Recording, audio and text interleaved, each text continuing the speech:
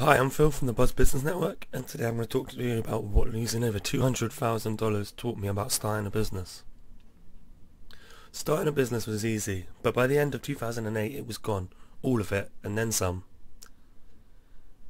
I had made a tidy profit from the sale of a rental house in late 2006, and within 2 years all of it was lost. Had I been foolish? Maybe. Had I practiced poor financial management? Yes, I'd say so. Do I regret it? Not one bit. I made a complete mess of my business, but I wouldn't be where I am now if I had not the experiences I had during that difficult period. That difficult period lasted about 3 to 4 years. It was a time where everything I touched in my professional life turned to crap. In contrast, other things were going great, like my family. Myself and my wife were having children and making a home, and I can safely say that they are the most remarkable thing in my life right now. At that time I was undergoing a valuable lesson about finding happiness and what happiness meant. That which does not kill us makes us stronger. An opportunity to grow. Life is a weird and funny thing, don't you think? We live here on this ball of rock hurling through infinite space, and we have these experiences, good and bad. Then we die. It's totally crazy when you consider the big picture. Inevitable, we are brought to the question of why bother? Well, I don't know for sure. Sometimes I think I know, but I really don't. I'm like everyone else on this planet, trying to find themselves in a greater meaning to life. Happiness, though, is the gold. It's what we all are after. It's our natural state. One thing I do know for sure is that I exist, and through the difficult times I understand more of what I am. I become stronger. We are constantly presented through our lives with opportunities to become more, to advance, to grow. Starting a business. It's been my observation in my time here that the world functions primarily via the need and want to be happy, regardless of the apparent manifestations in the world.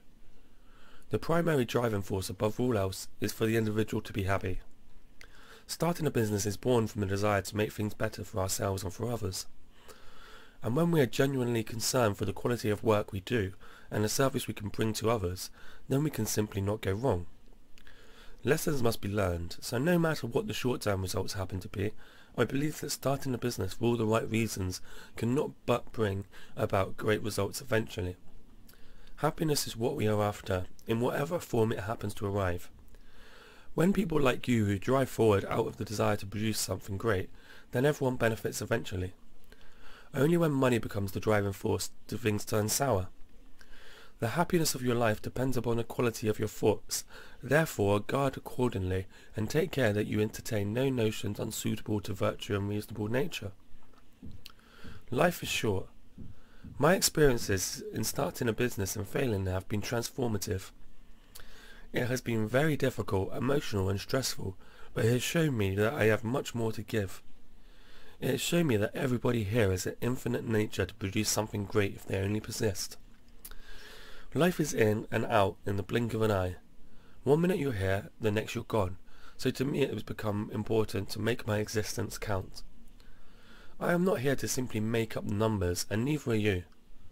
All of this is great and can be powerful to contemplate, but like you, I have those days where I wonder what I am doing if I've completely lost it mentally. I have those times when things get on top of me and I fall out of alignment. The good news is that these times of inner disturbance become less and less. It has been my experience that the more we consciously bring into our lives time for introspection and self-analysis, the happier we become. Time for peace and quiet, time under the bridge. Please don't misunderstand this as a time for self-criticism. On the contrary, it's time for self-allowance, to be just yourself, with no objectification or need to fulfill any preconceived idea of who you should be. The person you should be. In knowing that, from where you are exactly where you need to be, there comes a peace. When we drop the need to be somewhere or fulfill some commitment to our others, we allow ourselves space to be ourselves. For me personally, I've found great freedom in dropping the need to do things for other people. You see, I held a belief that I would be seen in their eyes as less of a person, as less than I should be if I didn't fulfill their needs. I had built up in my mind an idea of who I should be based on what society was telling me.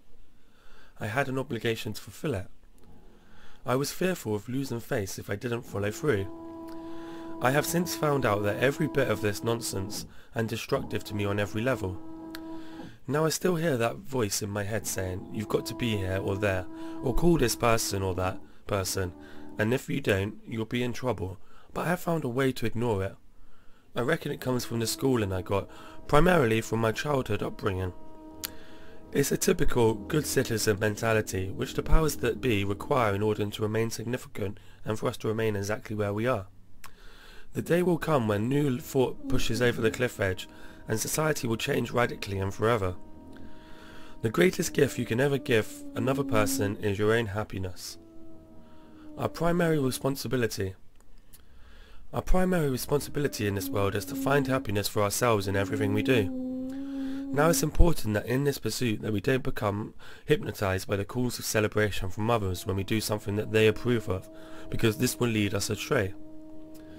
When we become seduced by the approval of others, we begin to form the view primarily from the ego mind that this is where happiness lies, and no wonder.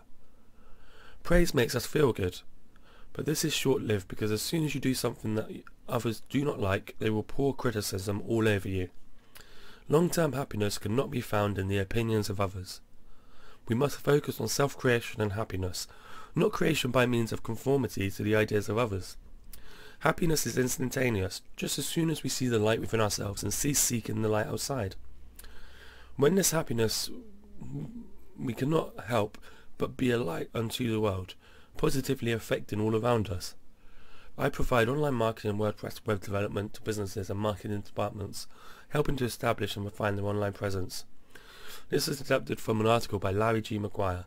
For more info, you can visit his website, larrygmaguire.com. Please subscribe to our channel for more videos and like this video if you found it useful. Have a great day and I'll see you on the next one. Goodbye.